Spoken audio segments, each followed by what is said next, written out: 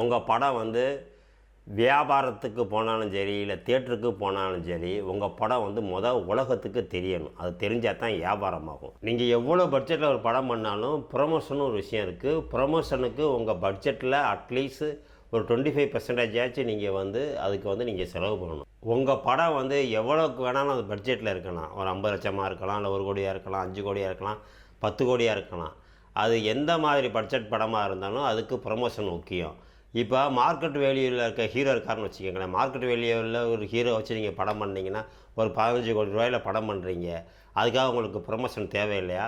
நீங்கள் 15 கோடி ரூபாய்க்கு அந்த படத்தை நீங்கள் செலவு பண்ணி படம் பண்ணியிருந்தாலும் அந்த படத்துக்கு ப்ரொமோஷனுக்கு நீங்கள் ஒரு 4 கோடி ரூபா செலவு பண்ணி தான் ஆகணும். அப்போ தான் அந்த படத்தை வந்து மக்கள் முன்னாடி கொண்டு போக முடியும். அப்படிங்கிறப்ப அவங்க என்ன தான் ஒரு ஃபேமஸான ஒரு நடிகராக இருந்தாலும் அவங்க எதுக்கு பயன்படுவாங்கன்னா, அந்த மார்க்கெட்டு எப்படி அவங்களுக்கான ஒரு மார்க்கெட் ஸ்ட்ராட்டஜி எப்படின்னா, ஓடிடி, சேட்டலைட்டு, ஆடியன்ஸ் இருக்க அந்த ஷோ இருக்குது பார்த்தீங்களா, வெள்ளிக்கிழமை அந்த ஷோ வந்து அந்த ஃபுல்லாகிறது, இதுதான் வந்து அவங்களோட மார்க்கெட் ஸ்ட்ராட்டஜி. அப்படிங்கிறப்ப எவ்வளோ பெரிய ஆர்டிஸ்ட் நடிச்சிருந்தாலும் முதல் 3 ஷோ தான் அவங்களுக்கு வந்து ஃபுல்லாகும். அதுக்கப்புறம் அந்த படம் நல்லா இருந்தால் ஷோ இன்க்ரீஸ் ஆகிக்கிட்டே இருக்கும். ரிப்பீட் ஆடியன்ஸ் நிறையா வந்துக்கிட்டே இருப்பாங்க. சனி ஞாயிறு நெக்ஸ்ட் வீக் வரைக்கும் அந்த படம் போகும்.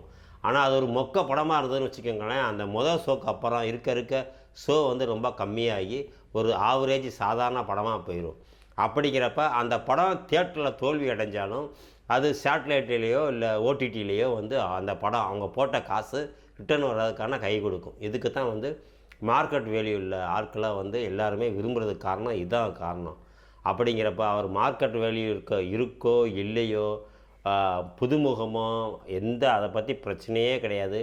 நீங்கள் உங்களோட படத்தை எப்படி ப்ரெசன்டேஷன் பண்ணுறீங்கிறதான் ரொம்ப முக்கியம்.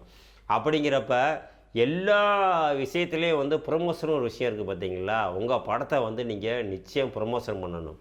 இப்போ நீங்கள் நிறையா பார்த்துருப்பீங்க, ஆடியோ லான்ச்செலாம் நடந்துக்கும். அந்த ஆடியோ லான்ச்செலாம் எதுக்கு நடக்குதுன்னா, டிஸ்ட்ரிபியூஷனுக்கான ஒரு ப்ரொமோஷன். இப்படி நாங்கள் ஒரு படம் பண்ணியிருக்கோம், விருப்பப்பட்டால் நீங்கள் வந்து பாருங்கள், வாங்குங்கிறதுக்கான ஒரு விளம்பரம் தான் அந்த ஆடியோ லான்ச்.